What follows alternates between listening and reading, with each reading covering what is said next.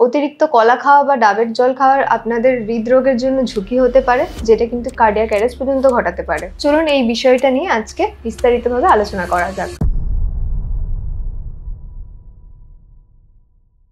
নমস্কার, আমি Bipasha Debnath, renal nutritionist, Nephrocare India, Chandannagar থেকে বলছি। পটাশিয়াম কিন্তু এমন একটি ইলেকট্রোলাইট যেটি কিন্তু নার্ভ এবং মাসেলের কার্যকলাপে সাহায্য করে। সুস্থ কিডনির আমাদের শরীরের পটাশিয়ামের ভারসাম্য বজায় রাখতে সাহায্য করে। যখন আপনার কিডনির সমস্যা দেখা দিচ্ছে তখন কিন্তু পটাশিয়ামটাকে শরীর থেকে বের করতে ব্যর্থ হচ্ছে। সেটি আপনাকে লক্ষ্য রাখার জন্য যে অতিরিক্ত পটাশিয়াম যে খাবারগুলোতে আছে সেগুলো কিন্তু আপনাকে এড়িয়ে চলতে হবে এবং যথাযথভাবে সেটিকে পরিমাণ মেনটেন করে খেতে হবে। মেডিকেল টার্মে যেটিকে আমরা হাইপার ক্যালিমিয়া বলে থাকি। হাইপার ক্যালিমিয়া হলে আমরা কিছু প্রাথমিকভাবে সিমটমস দেখতে পারি, যেটি কিন্তু মাসেল উইকনেস বা টিংলিং বা পা ঝিনঝিন করছে বা ইরেগুলার হার্টবিট বা আপনি কিন্তু অজ্ঞান হয়ে যেতে পারেন। এই কারণে পটাশিয়াম রেস্ট্রিক্টেড ডায়েট ফলো করা কিন্তু খুবই জরুরি। কিছু লো পটাশিয়াম কিছু সবজি এবং ফল রয়েছে যেগুলো আপনাদের ফলো করা খুবই জরুরি। যেমন লো পটাশিয়াম সবজির মধ্যে আমরা বলে থাকি ঝিঙে, চিচিঙ্গে, পটল, লাউ। এছাড়া কিছু ফল রয়েছে যেমন আনারস, নেশপাতি, আপেল। এগুলো আপনি কিন্তু রেগুলার বেসিসে খেতে পারেন আপনাদের ডায়েটে।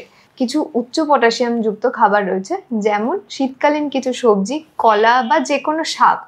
সেগুলো কিন্তু আপনি যতটা পারবেন অ্যাভয়েড করার চেষ্টা করবেন এবং খেলে কতটা পরিমাণে খেতে পারবেন অবশ্যই কিন্তু আমাদের ডায়েটিশিয়ান টিম রয়েছে, তাদের সাথে যোগাযোগ করে কতটা পরিমাণ আপনার খাওয়া উচিত আপনার রিপোর্ট দেখে সেটি কিন্তু বলে দেওয়া হবে।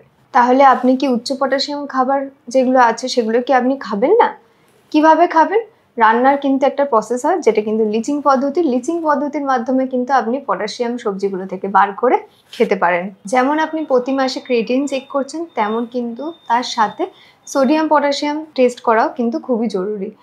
পটাশিয়াম যদি 5.5 থেকে বেশি হয় কখনো দেখছেন, তাহলে কিন্তু অবশ্যই আর্জেন্ট বেসিসে ডক্টরের সাথে কনসাল্ট করবেন। এছাড়া ভিডিও রিলেটেড এবং হেলথ রিলেটেড যদি কোনো কোয়ারি থেকে থাকে তাহলে আপনি ডেসক্রিপশন বক্সে একটি লিঙ্ক দেওয়া আছে, সেই লিঙ্কে ক্লিক করে আপনাদের কোয়ারি জানাতে পারেন এবং আমাদের নেফ্রোকেয়ারের টিম যথাযথভাবে সাহায্য করবে। এছাড়া আমাদের নেফ্রোকেয়ারে এক্সপার্ট নিউট্রিশনের টিম রয়েছে যারা আপনাকে ডায়েট রিলেটেড যদি কোনো প্রবলেম থেকে থাকে সেটা হেল্প করবে। এছাড়া যে কোনো রোগ প্রতিরোধ করার জন্য লাইফস্টাইল মোটিভেশন কিন্তু খুবই গুরুত্বপূর্ণ।